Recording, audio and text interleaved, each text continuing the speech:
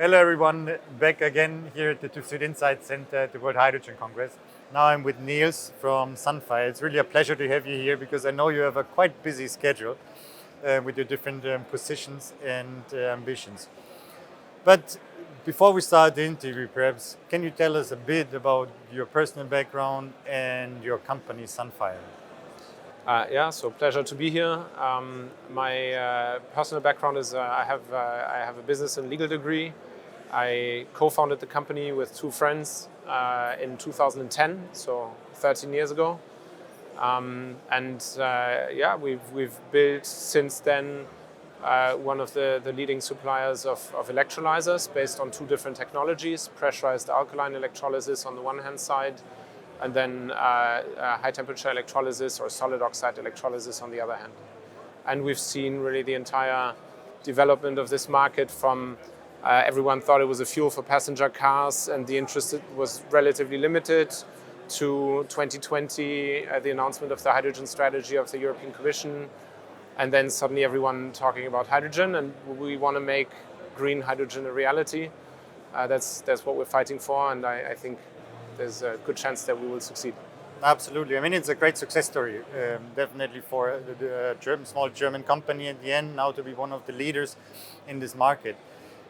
One thing I wanted to talk about, because the last point in this success story was now a press release around the funding that we received from the IPCEI projects, like around 170 million to scale up your production. And I mean, scaling up the production is a large topic all around the world. So how do you want to do it locally in Germany? So first of all, the announcement was combined with a visit of the economic minister, the economic and climate minister of Germany, Robert Habeck, who spent 2.5 hours with us and discussed a lot of the important topics looking forward. And I think the 170 million euro, as well as the time he spent with us, demonstrates that Sunfire has become a true German champion in the eyes of the German politics, which I think is important. I think. Huh? Also the public. And probably also the public. And I think that's important because obviously we're competing with a variety of very large groups, and having this kind of backing from the German government is obviously a very important thing for us, being a only 13-year-old company. Now, if you take the key KPIs or key facts about Sunfire, you quickly see that we're actually not that small. So Sunfire has a backlog of around 700 megawatts of projects. We have raised 750 million in equity and in public funding, including the 170 million euro from the German government. We're currently scaling up our gigawatt production. We have the first 250 megawatts annual capacity already completely up and running. So we've de-risked the production side for the alkaline electrolysis. With around about 600 people, we're one of the biggest teams in this industry. So I think Sunfire is seen by politicians in the public as a German champion. And I think rightly so when you look at the facts. Sunfire is in an extremely good position. And the next step, and what we want to do with that money, is we want to basically set up two industrial productions. One for the pressurized alkaline electrolysis product that we have, which we have already taken to 250 megawatts of annual capacity. We're taking that to round about a gigawatt by the end of this year, beginning of next year, for the core production process, the galvanization.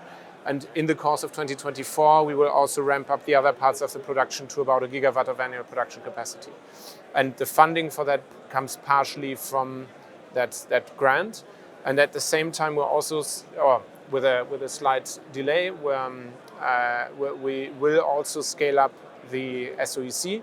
At the moment, the high temperature electrolysis production, at the moment we're ramping that up to around about 50 megawatts.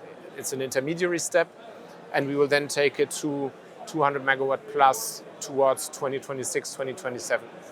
So that in total we will have around about 1.25 gigawatt of annual production capacity relatively soon. Yeah, impressive sizes, impressive numbers. But one question, especially because now you're planning to scale up, you have concrete targets for 2024 and the production size. There's one thing I hear often from electrolyzer manufacturers. So there's still a missing binding purchase orders for a concrete number of electrolyzers because a lot of projects missing FID. So what is your experience with the offtakes? Do you have concrete regions where you sell your electrolyzers to? Are you also already or still in discussion with projects, or is it easier for you as you're really in a public figure at the moment? So I've recently heard the number that out of the massive pipeline that is being discussed, Europe-wide or globally, only 4-5% have actually passed FID. And on the one hand side, I find that worrying. On the other hand, I find it great that we now discuss where do we stand with FID projects, and we stop talking about those enormous pipelines like we've done in the past. They are misleading. It's the wrong KPI to look at. So you really have to look at the binding agreed FID projects. Now, for Sunfire, I can say out of the 700 megawatt that I've just mentioned, our quota is substantially higher than 4-5%. Probably more in the range of 30 to let's say 30% of projects that are actually FID'd. And this number has rapidly increased over the past 12 months. So I do see a positive development. I do see customers actually committing to buying the equipment. But that's something which could go even faster for everyone in this industry. And I think there are a couple of key things that are important in order to really see the FIDs at a dramatically higher scale. The most important one is that the legislation that the European Commission has thought about and has published has to be translated into national law. That always takes a bit of time, but only then it becomes effective for our customers. So that's the first point. That's the Renewable Energy Directive 2, the Renewable Energy Directive 3 that will come. Then the delegated acts are not fully implemented on power purchasing. So those kind of things have to become national law. The second one is with a hydrogen bank, there is a great mechanism to support the extra costs for green hydrogen in the initiation phase.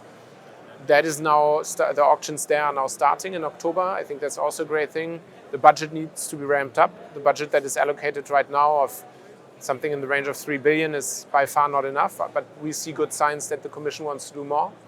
And so I think we're really already seeing a certain uptake in FIDs. We also understand why that uptake is not as big as everyone hoped. But I see clear indications that will change. So we're very optimistic. So I think there's not a better way to finish an interview than with an optimistic outlook and a few things to take in mind for reaching FIDs and more projects. So Nils, I can only thank you very much for being here, taking your time, discussing this with me, and I wish you all the best for scaling up your production in the next years. It was a pleasure to be here. Thank you very much. Thank you.